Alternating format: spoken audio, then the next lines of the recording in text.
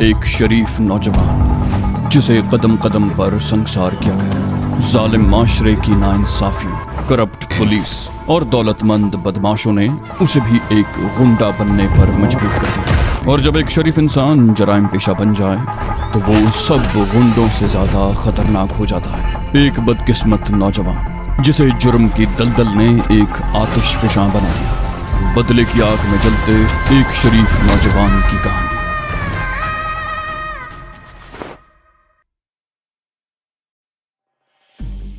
नींद समीना की आंखों से कोसों दूर थी। उसे नींद आ भी कैसे सकती थी। उसके घर में एक कातिल मौजूद था। उसके हाथ में पिस्तौल था। वो जवान आदमी था।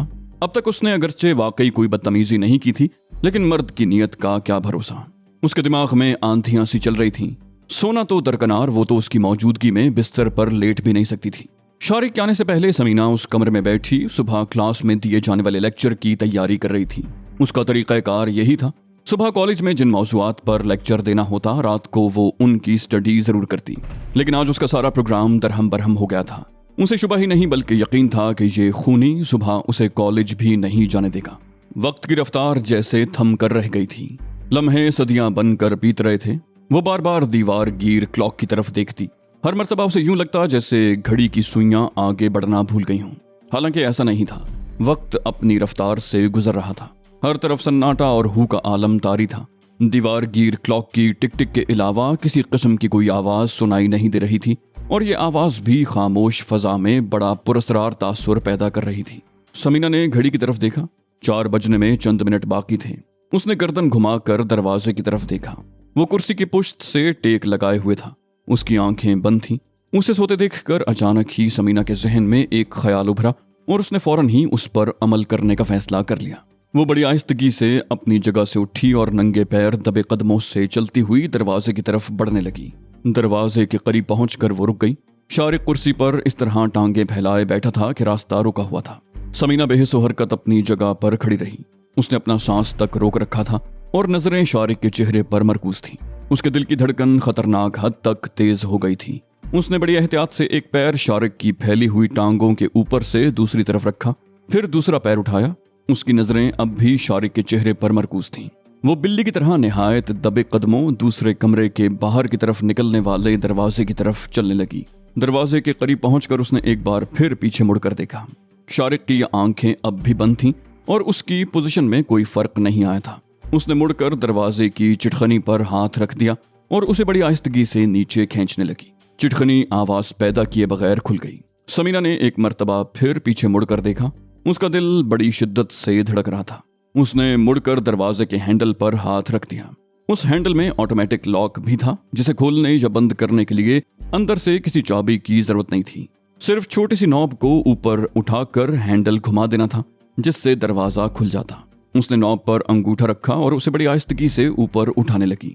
नॉब खुल गई। उसने हैंडल पर हाथ रख दिया और उसे घुमाना ही चाहती थी कि अपने कंधे पर किसी किस्म का हल्का सा बोझ महसूस करके उछल पड़ी। वो तेजी से पीछे मुड़ी। शारिक उसके सामने खड़ा था। समीना के पूरे जिस्म में सनसनी की एक लहर दौड़ गई। खौफ की शिद्दत से आंखें इस तरह फैल गईं जैसे उसने मौत को अपने सामने देख लिया हो। उसका मुंह खुल गया, लेकिन चीख निकलने से पहले ही शारिक ने हाथ रखकर उसका मुंह दबा लिया। शारिक के हलक से सांप की सी फुनकार निकली। मैं तुम्हारे मुंह से हाथ हटा रहा हूं। कोई आवाज निकली तो खोपड़ी उड़ा दूंगा। उसके साथ ही उसने दूसरे हाथ में पकड़ा हुआ पिस्तौल उसके चेहरे के सामने लहरा दिया। शारिक ने उसके मुंह से हाथ हटा दिया। समीना के मुंह से इस तरह सांस खारिज हुई जैसे गुब्बारे से हवा निकली हो। सनसनी ने उसके पूरे बदन को अपनी लपेट में ले रखा था। उसकी टांगें कांप रही थीं। वो दरवाजे से टेक लगाकर खड़ी हो गई और इंतहाई खौफजदा नजरों से शारिक की तरफ देखने लगी। शारिक ने आगे बढ़कर दरवाजे की ऑटोमेटिक लॉक की नॉब दबा दी और चिटखनी भी चढ़ा दी।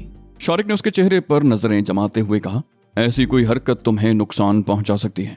चलो अपने कमरे में जाओ। समीना लड़खड़ाते हुए कदमों से उसी कमरे में आकर बिस्तर पर गिर गई। शारिक उसके करीब आकर खड़ा हो गया। बोला, देखो समीना, मैं तुम्हें कोई नुकसान नहीं पहुंचाना चाहता। 3 घंटे का बस का वो सफर अब भी मेरे जहन में ताजा है। मैं जिंदगी में पहली मर्तबा किसी औरत के इतना करीब बैठा हूँ।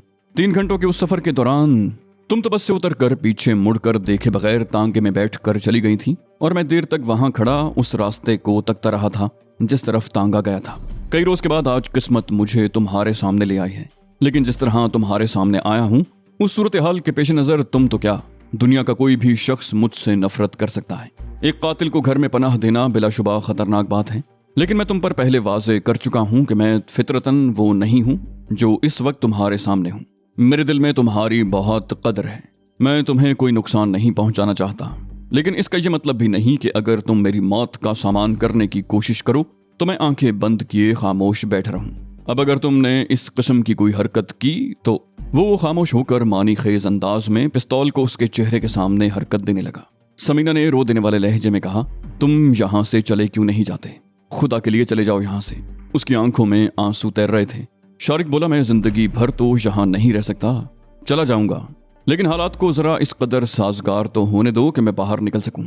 उस वक्त तक तुम्हें भी जरा पाबंद होना पड़ेगा। अब तुम कोई ऐसी हरकत नहीं करोगी जो मुझे अपना इरादा बदलने पर मजबूर कर दे। वो अपनी कुर्सी पर आकर बैठ गया। समीना बदस्तूर पलंग पर आड़ी तिरछी पड़ी रही। उसने जो सोचा था वो पूरा नहीं हो सका था। शारिक को कुर्सी पर सोते देखकर जब उसने यहाँ से निकलने की कोशिश की थी तो उसका ख्याल था कि बाहर निकलते ही वो दरवाजे को बाहर से कुंडा लगा देगी और पड़ोसियों को जगाकर उन्हें सूरत हाल से आगाह कर देगी, लेकिन उसने जो सोचा था वो पूरा नहीं हो सका था। वो अपने ही घर में कैदी बनकर रह गई थी और एक कातिल के रहमो करम पर थी। वक्त धीरे धीरे गुजरता रहा और समीना अपनी किस्मत को कोसती रही। उसने कई मर्तबा शारिक की तरफ देखा और हर मर्तबा शारिक को जागते हुए ही पाया था। रात का आखिरी पहर बीत रहा था। रात भर जागते रहने से समीना की आंखें सुर्ख हो रही थीं। वो पहले भी कई मर्तबा रातों को जागी थी, मगर वो और बात थी। वो अपनी मर्जी से जागती थी और काम में मसरूफ रहती थी, लेकिन आज की शब्बेदारी मुख्तलिफ नौयत की थी। उसके जहन पर खौफ तारी था, इज्जत व आबरू का खौफ, जान का खौफ। उसके आसाब में कशीदगी थी और दिमाग की नसों में तनाव था जो वक्त गुजरने के साथ बढ़ता जा रहा था। खिड़की से दिन का हल्का सा उजाला नजर आने लगा था। रात बीत गई थी, एक नया दिन तुलू होने वाला था। तुलू होने वाला हर नया दिन जिंदगी का पैगाम लाता है। मकान के अकब में बेरी के दरख्त पर चिड़ियों ने चहचहाना शुरू कर दिया था। चहचहाती हुई ये चिड़ियां जिंदगी का पैगाम देते हुए अपने अपने आशियानों से उड़ने के लिए पर तोल रही थीं, लेकिन समीना का आशियाना उसके लिए कफस बन गया था। दफतन दरवाजा धड़धड़ाने की आवाज सुनकर समीना उछल पड़ी। उसके दिल की धड़कन यकदम तेज हो गई। उसने शारिक की तरफ देखा। शारिक भी एक झटके से कुर्सी से उठ गया था। पिस्तौल उसके हाथ में था। उसने सवालिया निगाहों से समीना की तरफ देखा। बोला, ये कौन हो सकता है? समीना ने घड़ी की तरफ देखते हुए कहा, दूध वाला होगा, वो रोजाना इसी वक्त आता है। उस वक्त 6 बजने में 1-2 मिनट बाकी थे। शारिक दबे कदमों चलता हुआ खिड़की के करीब आ गया। उसने पर्दा जरा सा सरका कर बाहर झांका। गेट की दर्ज में से एक साइकिल खड़ी हुई नजर आ गई। वो दूध वाला ही था। शारिक दोबारा समीना के करीब आ गया। बोला, तुम दूध लेने जाओगी लेकिन बाहर का गेट नहीं खोलोगी। उसे कह देना गेट की चाबी नहीं मिल रही। दूध तुम गेट के ऊपर से लोगी, मैं इस खिड़की के पास खड़ा रहूंगा। अगर तुमने दूध वाले को कोई पैगाम देने की कोशिश की तो मेरे पिस्तौल से निकलने वाली गोली सीधी तुम्हारी खोपड़ी में लगेगी। समीना उठकर किचन की तरफ चली गई। उसने पतीली धोई और दरवाजे की तरफ आ गई। शारिक पिस्तौल लिए खिड़की के करीब खड़ा था। समीना ने उसकी तरफ देखा और दरवाजा खोलकर बाहर निकल गई। गेट के करीब पहुंचकर वो रुकी, पीछे मुड़कर देखा, फिर पतीली गेट के ऊपर से बढ़ाकर बुलंद आवाज में दूध वाले को मुखातिब करते हुए बोली, दूध वाले भाई, चाबी कहीं रख कर भूल गई हूं, इस वक्त गेट नहीं खुल सकता, ये पतीली पकड़ लो।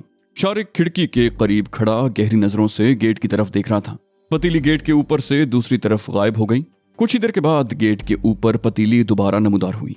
समीना ने बड़ी एहतियात से पतीली पकड़ ली और कमरे में आ गई।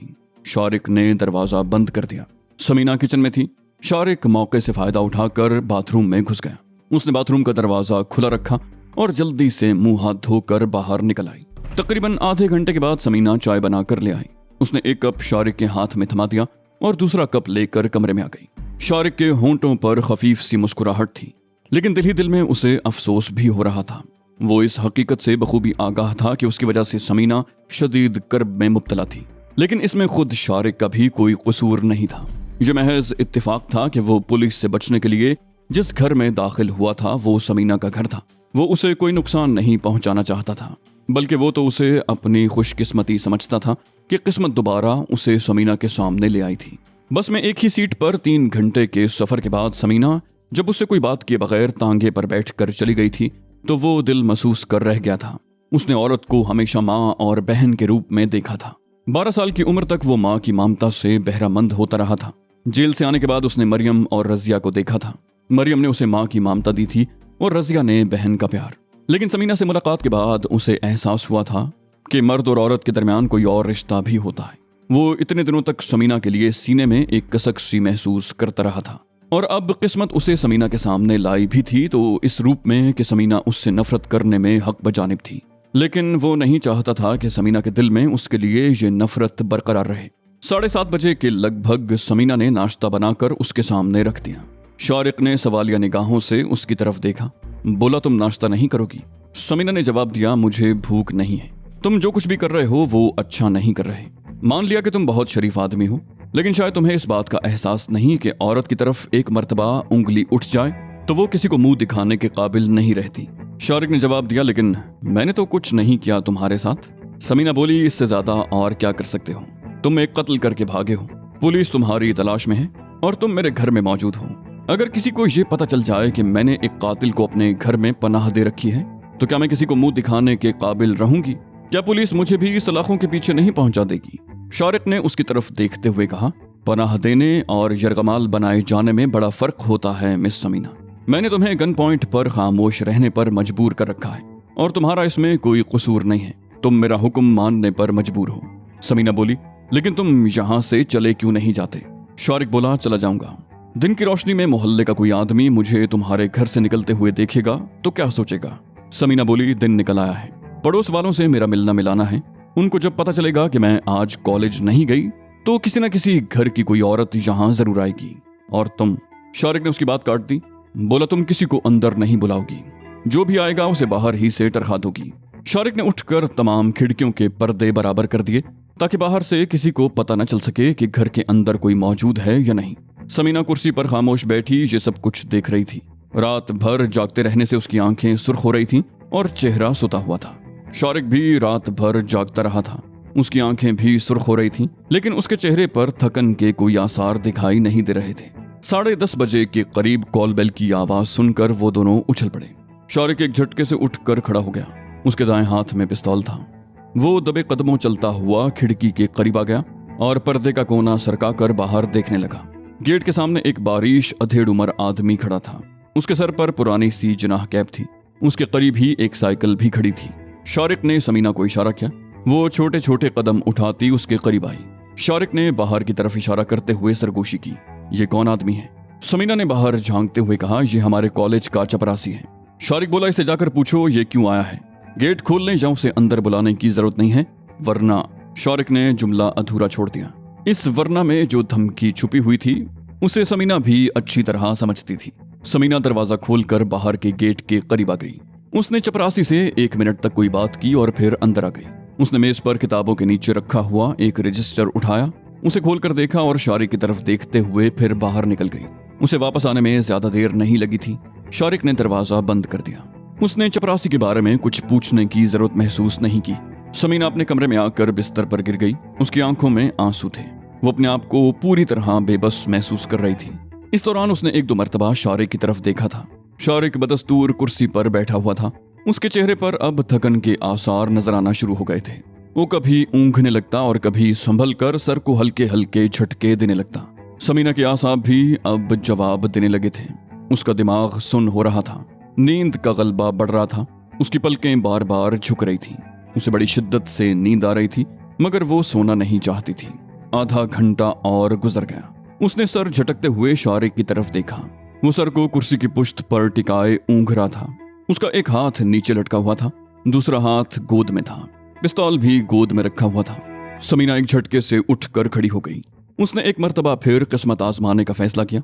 वो निहायत दबे कदमों चलती हुई शारिक के करीब पहुंचकर रुक गई। शारिक बदस्तूर ऊँघ रहा था। हल्के हल्के खर्राटों की आवाज सुनाई दे रही थी। समीना चंद लम्हे उसकी तरफ देखती रही। फिर उसने बड़ी तेजी से झपट कर शारिक की गोद से पिस्तौल उठा लिया। शारिक हड़बड़ा कर उठ गया। उसने समीना की तरफ देखा। पिस्तौल समीना के हाथ में देखकर उसके चेहरे पर खौफ के हल्के से साए उभर आए। वो कुर्सी से उठकर खड़ा हो गया और समीना की तरफ हाथ बढ़ाते हुए बोला, लाओ ये पिस्तौल मुझे दे दो, चल जाएगा। समीना के हलक से गुर्राहट निकली। मेरे करीब मत आना, गोली मार दूंगी। उसकी आवाज में कपकपाहट थी। वो 2 कदम पीछे हटी उसने दोनों हाथों में पिस्तौल थाम रखा था और उंगली ट्रिगर पर थी। शारिक ने कहा, देखो, गुस्से में आने की जरूरत नहीं है, ये पिस्तौल मुझे दे दो। उसका हाथ बदस्तूर आगे बढ़ा हुआ था। समीना गुर्राई, अगर तुमने आगे बढ़ने की कोशिश की तो मैं ट्रिगर दबा दूंगी। तुमने मुझे कोई नुकसान नहीं पहुंचाया। इस शराफत के बदले मैं तुम्हारे साथ ये रियायत कर सकती हूँ कि तुम्हें यहाँ से जिंदा निकल जाने दूं। जाओ, यहाँ से चले जाओ। शारिक के मुंह से बेख्तियार गहरा सांस निकल गया। बोला, ठीक है, मैं चला जाता हूँ। समीना गुर्राई, चलो, दरवाजे की तरफ बढ़ो। शारिक दरवाजे की तरफ बढ़ने लगा। उसकी नजरें समीना के चेहरे पर मरकूज थी। समीना भी 2 कदम के फासले पर आगे बढ़ रही थी।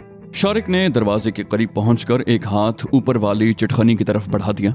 समीना उसे 2 कदम के फासले पर थी।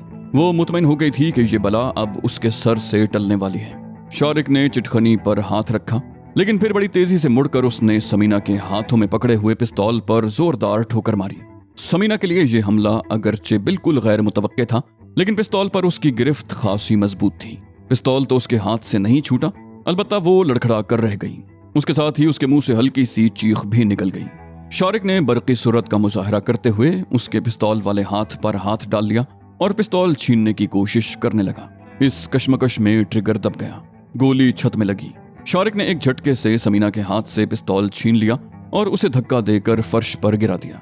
बोला, गोली की आवाज बाहर सुनी गई होगी। अगर कोई पूछने वाला आया तो तुम यही बताओगी कि बल्ब फट गया था।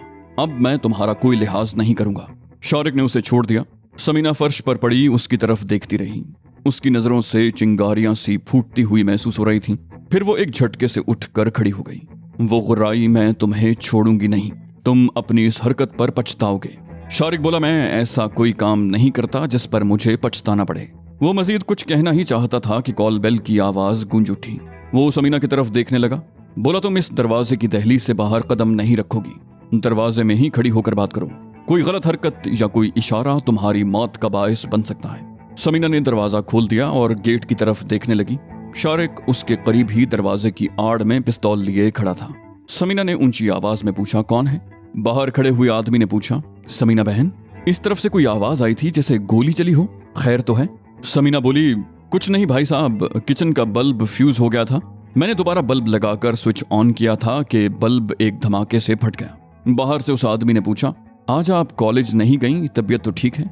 समीना बोली, जी हाँ, मैं ठीक हूँ, मुझे घर पर ही कुछ काम करना था, इसलिए आज कॉलेज नहीं गई।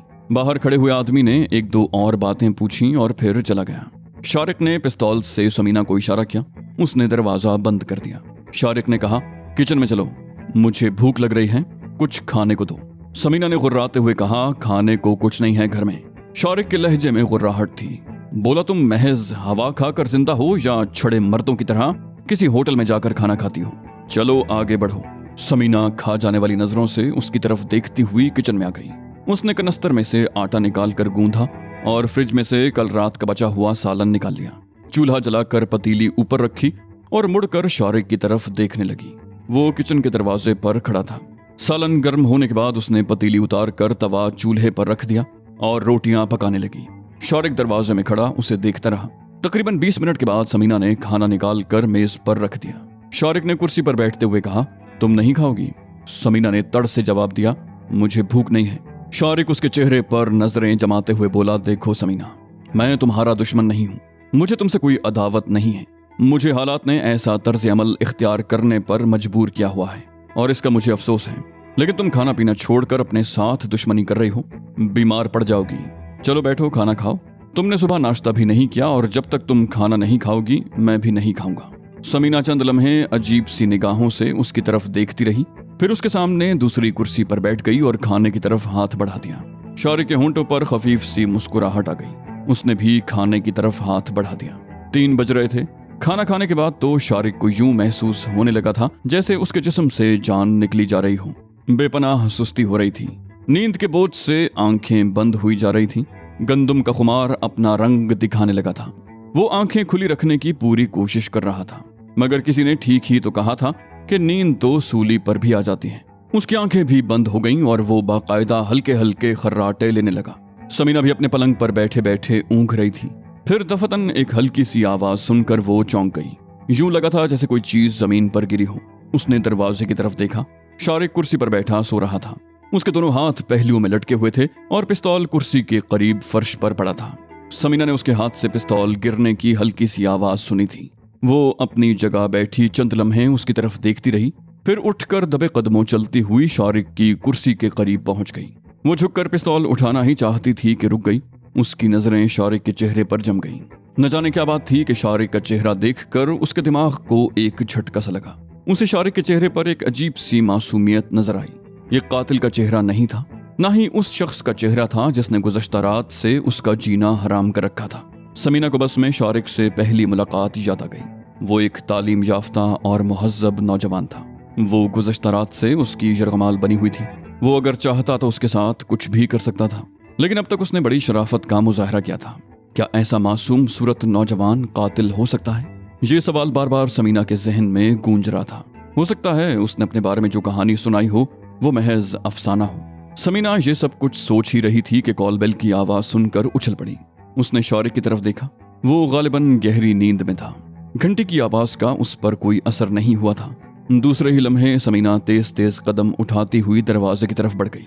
उसने बड़ी एहतियात से दरवाजा खोला और बाहर निकल गई, और फिर गेट के सामने एक आदमी के सर पर पुलिस की टोपी देखकर उसका दिल उछलकर हलक में आ गया।